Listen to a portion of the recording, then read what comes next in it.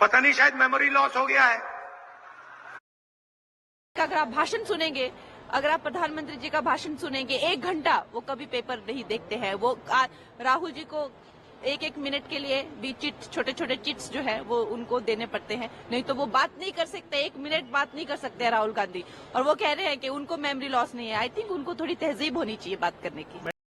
एक एक मिनट के भाषण के लिए भी नोट्स चाहिए। फिर भी पीएम पर सवाल, कंगना रनौत ने राहुल गांधी पर क्यों साधा निशाना, जाने पूरी कहानी। कंगना रनौत फिर चर्चा में है। इस बार उनके निशाने पर है कांग्रेस नेता राहुल गांधी और उनकी याददाश्त को लेकर दिए गए बयान। साथ ही उन्होंने यूपी के सीएम योगी आदित्यनाथ के नारे बटेंगे तो कटेंगे का भी समर्थन किया। आइए जानते हैं पूरा मामला। नमस्कार, स्वागत है आपका न्यूज दर्पण लाइव पर।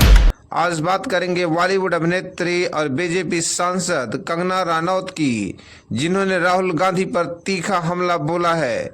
साथ ही यूपी के मुख्यमंत्री योगी आदित्यनाथ के विवादित नारे का समर्थन कर एक नई बहस छेड़ दी है। प्रधानमंत्री की मेमोरी लॉस हो गई है। देखिए, ये सब जानते हैं कि आज हमारे जो प्रधानमंत्री हैं उनके व्यक्तित्व की चर्चा न कि सिर्फ हमारे देश में, पूरे विश्व में हो रही है। और अगर आज उनको पूरे विश्व का सबसे लोकप्रिय नेता अगर कहा जाता है तो वो प्रधानमंत्री जी को कहा जाता है। लेकिन देखकर ये हमें बुरा लगता है कि हमारे खुद के देश के जो विपक्ष है उसको वो जो है एक अपनी स्ट्राइक में ना लेकर जो है वो उससे भी इतना जलते हैं, उनकी उपलब्धियों से जलते हैं, तभी इस तरह की जो है वो बातें कर रहे हैं।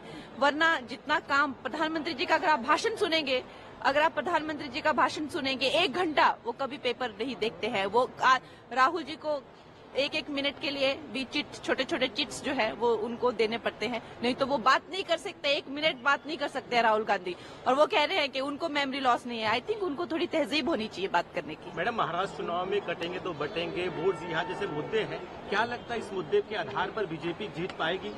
बीजेपी जो है अपने काम के आधार पर जीत रही है। और ये जो आपने मुद्दे बताए ये विपक्ष ने बोला है, उन्होंने खुद अपने वो गाढ़ा कब्र जिसे कहते हैं वो खोदी हुई है। उन्होंने ये जाति के विभाग पर ये बांटना, लोगों को मजहब के विभाग पर बांटना जो है ये किसका काम है? ये उनका विपक्ष का काम है। लेकिन भारतीय जनता पार्टी ऑलरेडी वो इस स्टेट में उनकी पार्टी है।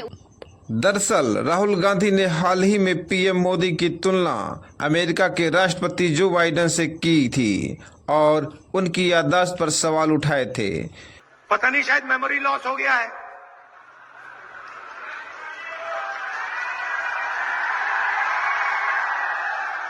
जैसे अमेरिका का पूर्व राष्ट्रपति था, पता नहीं शायद मेमोरी लॉस हो गया है।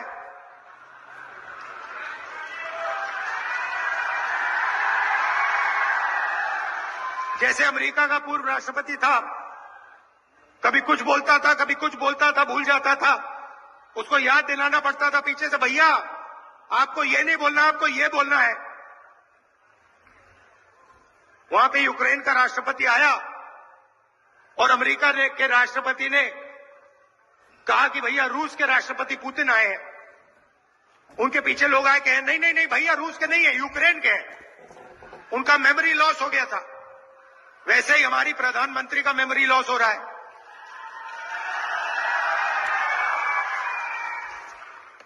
पता नहीं।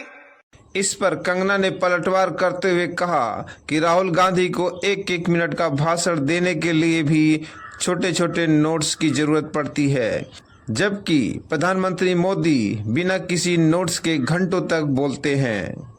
यह विवाद तब शुरू हुआ जब राहुल गांधी ने अपने एक बयान में कहा कि पीएम मोदी भी बाइडेन की तरह बातें भूलने लगे हैं। राहुल ने दावा किया कि उनकी बहन ने उन्हें बताया कि मोदी जी विपक्ष की बातों को ही दोहरा रहे हैं।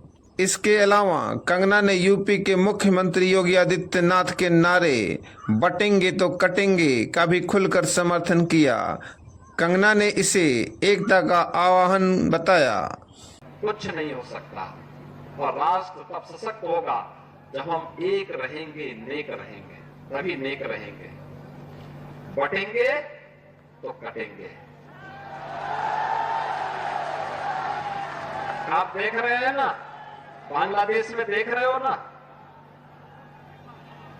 तो वो गलतियां यहां नहीं होनी चाहिए। बटेंगे तो कटेंगे, एक रहेंगे तो नेक रहेंगे।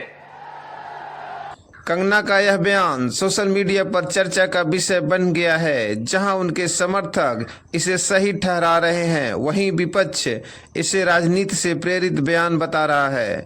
आपकी इस मुद्दे पर क्या राय है, हमें कमेंट में जरूर बताएं। न्यूज दर्पण लाइव पर इसी तरह की खबरों के लिए जुड़े रहें। चैनल को सब्सक्राइब करें और बेल आइकन दबाएं ताकि आप तक हर बड़ी खबर सबसे पहले पहुंचे। धन्यवाद।